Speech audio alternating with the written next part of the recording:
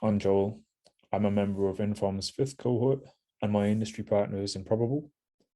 I'm going to give an overview of our paper on amortized likelihood-free inference for expensive time series simulators with signature ratio estimation, which is a paper that I had published at AI Stats this year with Patrick and Sebastian from Improbable. And the overall idea is that we want to infer parameters for some stochastic simulation model, and doing so often involves generating large quantities of data from the model. But for some simulators, even a single simulation can be expensive to generate. And so we try to develop parameter inference methods that extract the most information from a limited number of simulations to allow even very expensive simulators to be used in practice.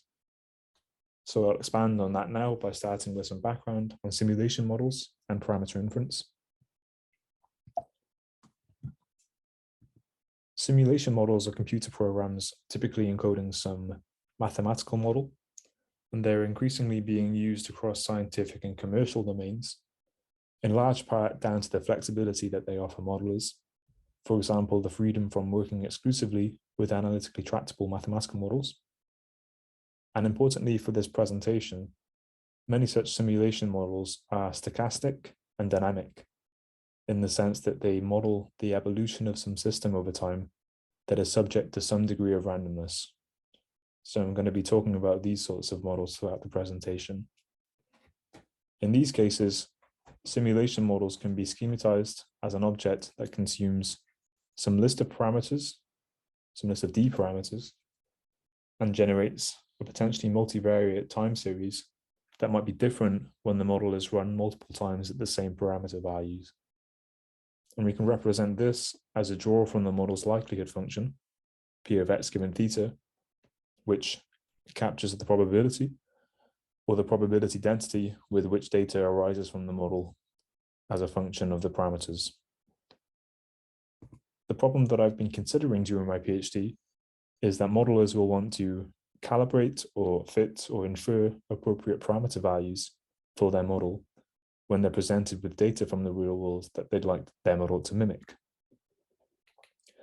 And while there are many ways for doing this that have been developed by statisticians over the years, this is often difficult to do for simulation models, since the likelihood function for a simulator, which was this object P of x given theta, this object is usually intractable due to the complexity of simulation models in general.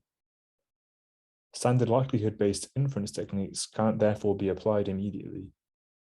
For example, a popular approach to inference is Bayesian inference, in which the experimenter encodes their initial beliefs about appropriate values for the parameters with a prior distribution P of theta, and then the experimenter subsequently uses Bayes' theorem to obtain a posterior distribution, which captures their updated beliefs about appropriate parameter values, having incorporated new information from data Y. This is computed as the product of the prior distribution and the so-called likelihood to evidence ratio, which is this ratio here, which, as you can see, makes use of evaluations of this likelihood function, P of y given theta. So because this and other likelihood-based inference techniques aren't immediately available because of the intractability of this function here, it's often necessary, or at least convenient, to resort to simulation-based or likelihood-free inference techniques, which are techniques that seek to mimic these likelihood-based techniques using simulations from the simulation model. One approach to likelihood-free inference, or LFI for short, is density ratio estimation, a version of which proceeds as follows. Train a probabilistic classifier to distinguish between two sets of data parameter pairs. The first set is generated from the joint distribution and given label z equals 1. This set of training examples consists of data parameter pairs, in which the parameter in each pair is generated from the prior distribution, and then the data paired to that parameter is generated from the simulation at that parameter value. So the x's in each of these pairs pertain to the theta that they're paired with, in the sense that that theta generated that x, and this theta generated that x, and so on. The second set of training examples is drawn from the product of the marginals and given label z equals 0. And this set of training examples once again consists of data parameter pairs, but in each of these cases, the simulation x does not pertain to the parameter value to which it's paired. So none of these x's have anything to do with the thetas that they're paired to.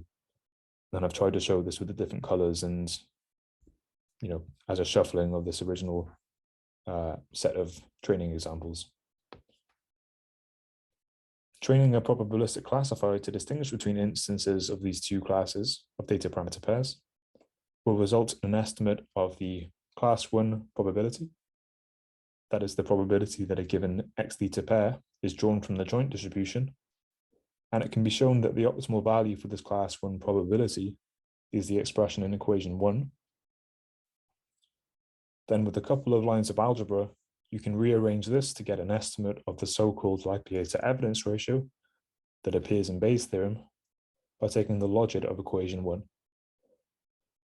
The idea then is that with a really good classifier and sufficient training data, you can obtain a good estimate of this likelihood to evidence ratio as a happy byproduct of this classification task, which you can then use downstream to perform approximate frequentist or approximate Bayesian inference as you desire. When the data X is a time series, it's usually necessary to resort to learn a lower dimensional summary of the data to facilitate this learning task. So what usually happens is that people learn this projection of the high dimensional time series into a low dimensional summary statistic in addition to the task of learning this density ratio estimate. And this is what I'm showing here in this figure. X is first usually projected into some low dimensional vector of summary statistics before being fed into the probabilistic classifier. And this low dimensional set of summary statistics is typically learned using training examples from the simulator. However, learning good summary statistics can be difficult when the simulator is expensive.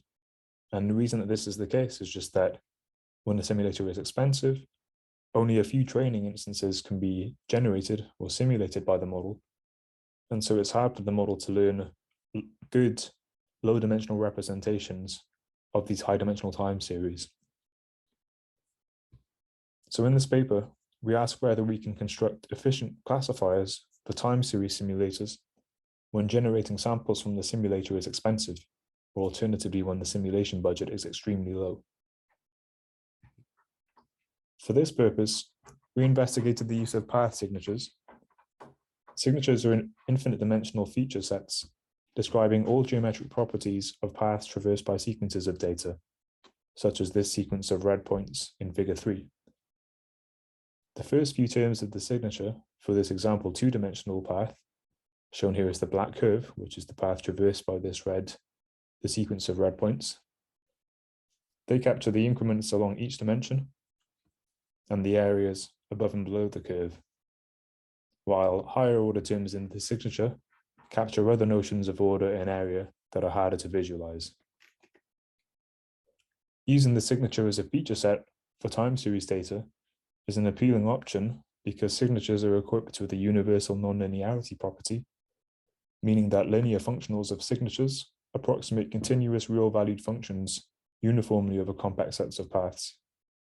So the reason that we turn to signatures in our setting, which is this low simulation budget setting, is that signatures provide ready-made expressive features for time series data that don't need to be learned, and therefore act as a suitable basis from which functions, such as the desired likelihood to evidence ratio, can be learned when the simulation budget is not sufficiently high for us to learn representations of the data that are more tailored to the specific simulation model that we have. To perform density ratio estimation with path signatures in low simulation budget settings, we propose to make use of the recently developed signature kernel and kernel logistic regression to construct a probabilistic binary classifier. In particular, we can make use of the fact that the product of two universal kernels on two spaces is a universal kernel on that product space. And this lets us compose a universal kernel M on data parameter pairs as the product of the signature kernel, and a universal kernel L on parameters, for example, the Gaussian radial basis function kernel.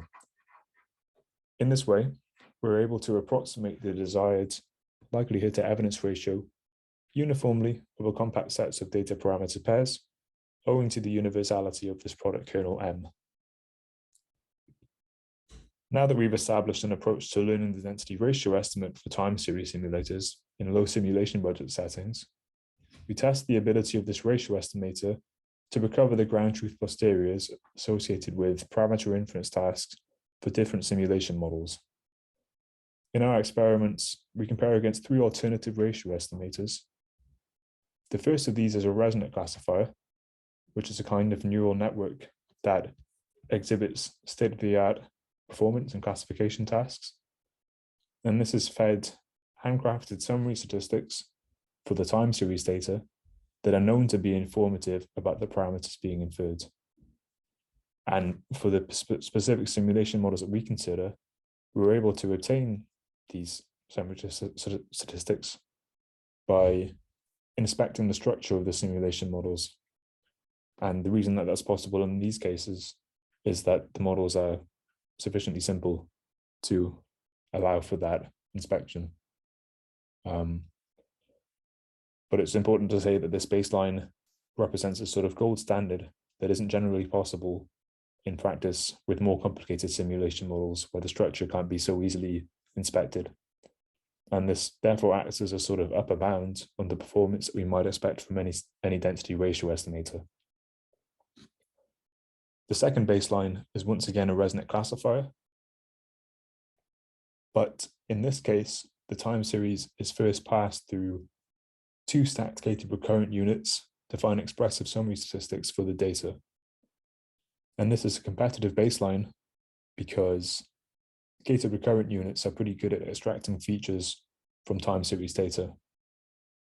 So this is the sort of state of the art that you would expect, or this should exhibit the state of the art performance that you would expect from a neural network-based approach to this problem. The third baseline is identical to our approach using signatures, but in this case, an alternative kernel is used that treats the points in the time series as exchangeable, whereas in the signature kernel, the signature takes into account the ordering of the observations in the sequence of data. And so this third baseline acts as a sort of ablation study to test whether it's really the signature aspect rather than simply the kernel aspect of our ratio estimator that provides any advantage that we see. Then by systematically increasing the simulation budget that we use to train each of the ratio estimators, we observe that our proposed signature-based pipeline consistently outperforms these competing methods when there are significant constraints in the simulation budget available to these simulators. And even in this particular experiment, meeting the performance of the gold standard baseline that we considered in this example here. And I should say that lower values are better, and also that the Racine distance here is a notion of likeness or closeness between the estimated parameter posteriors and the ground truth parameter posterior that you get by using the true likelihood function. We also see similar results in a third experiment involving the stochastic epidemic model, which generates multivariate time series data as output. And this suggests that our method may indeed be useful for simulation-based inference for expensive time series simulators. To summarize, in this paper, we've been interested in extending density ratio estimation as a means to performing likelihood-free simulation-based inference for time series models when the simulator is expensive such that learning good summary statistics can be difficult. To this end, we developed a signature-based pipeline, which provides ready-made features describing the geometry of paths traversed by time series data, and which we've seen in our experiments to provide competitive performance over sophisticated baselines. Please check out our paper if you're interested in reading more, the details for which are here. Or alternatively, you can get in touch with me by email or on Twitter if you have any questions. Thanks for your attention, and I hope you enjoy the rest of the annual meeting.